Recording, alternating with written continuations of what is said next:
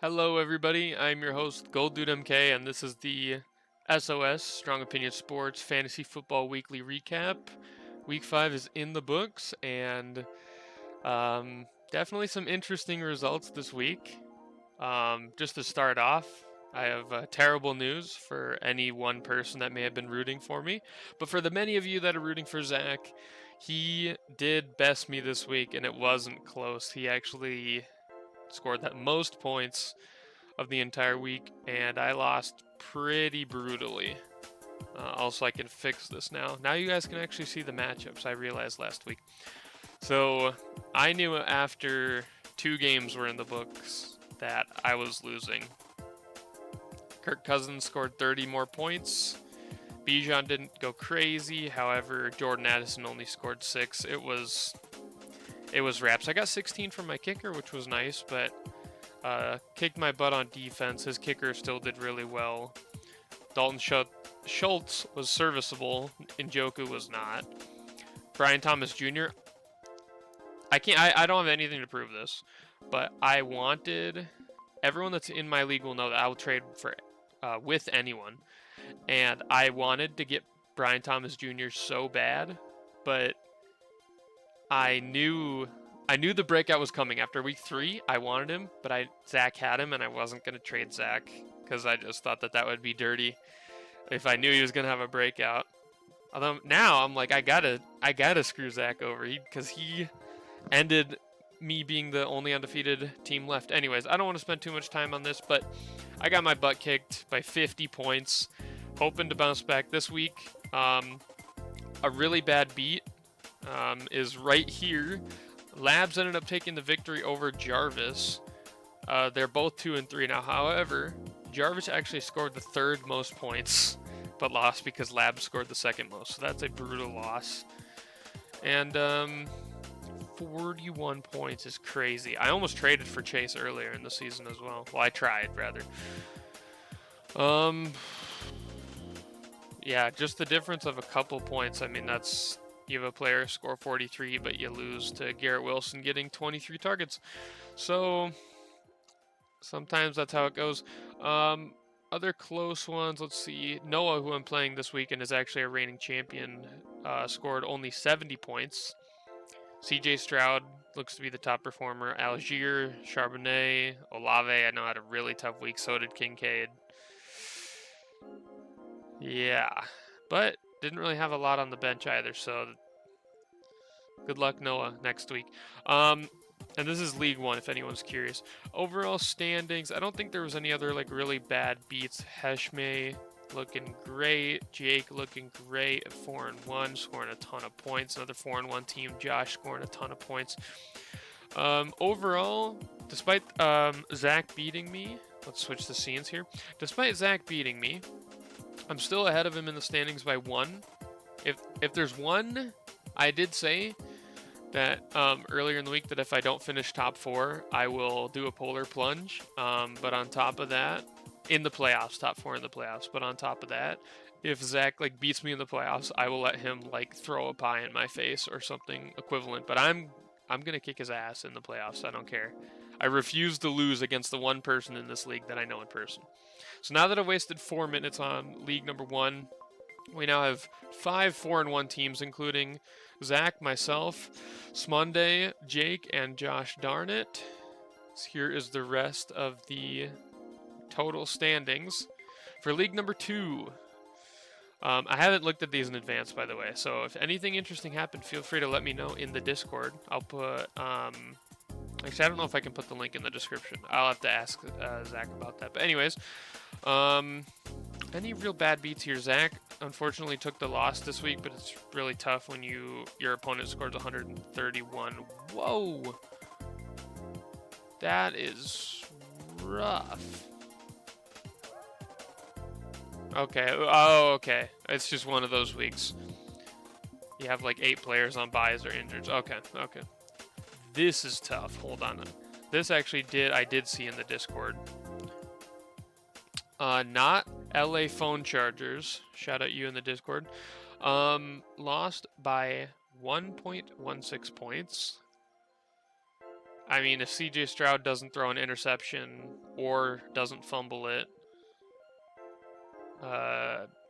actually, no, they didn't knee the ball down. They won on a 59-yard field goal. But you get the point. I mean, if the Jets get one more sack or let one field goal less, I mean, that is a brutal loss. If Harrison Butker doesn't miss a field goal, there you go. A Chargers fan got screwed over by a Chiefs player doing bad. Think about that, and he's now 0-5 and almost beat a team that's 4-1.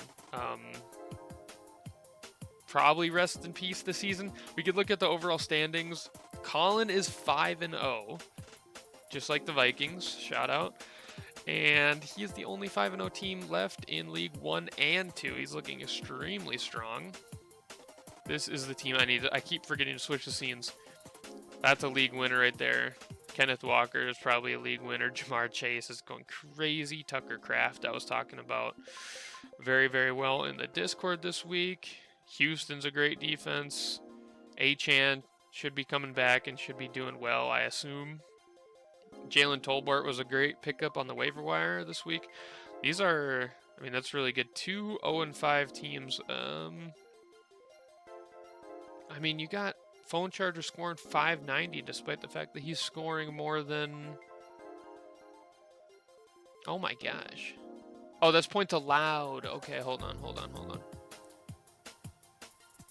Well, he still should be around this range. But anyway, Zach right now is in 10th place out of playoff position at 2-3. And that'll do it for league number 2. Switch the scene. I need to switch the scene. I just set this up, so again, this is supposed to be really laid back. So this week, scoring 111 is really tough and losing. Other than that, everyone that did lose kind of deserved to lose. And I don't mean that to be rude, but I mean, nothing really close. 144-72. I just realized you guys can't see my mouse. Burger King Henry was very funny. Zach, just the Atlanta Falcons, did take the L this week. However, he was playing a team that's now 4-1. So sometimes just got to take the loss. Team looked all right. Dalton Schultz could have done a little bit better. Denver defense. Oh, wait, no kicker. 13 points. Would that have swung the difference? No, but it would have been close. So, I will say he has Diggs. Did I see Diggs? He has Brian Thomas Jr. again. That'll be a home run. And Diggs' production should go up for the next at least month. So, right now he is in 7th place at 3-12. In playoff position. We love that. And other than that, shout out Gabriel. Shout out Raymond. Looking for people in the Discord. Steven's in the Discord. Zach's in the Discord. Shout out Reefer Madness. Often write in on the Patreon. And now for league number 4. Zach did lose this week at 2-3. That now puts him at 2-3. It was decently close. Wow, 156 points is wild. Let's take a look at that. Again, anything interesting we got to take a peek at. He had 156 and he didn't even have Kirk in this matchup. 15 from Justin Fields. Kyer Williams with 15. Kamara with 12. There's going to be some huge ones because this isn't anything crazy. Garrett Wilson is absolutely crazy one, 29. Robinson 11, Bowers 23, Tucker Kraft 24. We're running 2 tight ends and it worked. Like a lot worked. Chris Boswell only got 6. Minnesota defense had 3 interceptions, a forced fumble, a touchdown. This doesn't really seem like one that would add up to 156, but no duds. I mean, your kicker's the only one that scores in the single digits, so you know what? Yeah, 156. Losing on 123 is tough, but your opponent kind of deserved it. This is a really close one. Tony Cheese picking up the dub. Nah, not really close, not really close. Canteen Boy beat Trade Request Sent, which is very funny. 154. 2-3, what? 4-1. Okay, one of those teams is doing really good. Run CMC 154. You guys can still see it. I'm not going to change the scene. Mike Evans, huge week. T. Higgins, huge week. Jake Ferguson was really good for tight end this year. Jackson Smith and Jigba, 13 points, 16 from McLaughlin. I had him. It did not help me. Miami, only 6. And really, really good bench production, too, by a trio of running backs. And that doesn't even include McCaffrey, who may or may not be coming back this season. I'm kind of almost thinking he's not. But quadruplet of 4-1 teams here. Zach currently sits at 13th, despite being 2-3, because there is a massive just wave of 2-3 teams, and there's only 2 3-2 teams. So if he won, that would have put him at 3-2. One of these 4-1 teams would have been 3-2. He would have been 7th at the worst, but probably 5th.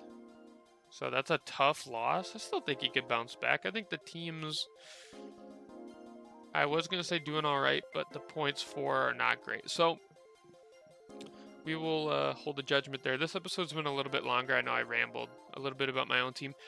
In the future, I do want to have like all 4 league standings, like so whatever teams are maybe undefeated, such as Colin, who I believe is the only undefeated team left in all the leagues, in all the lands. No, you do have the A-chain of events, both 5-0. Who will last longer?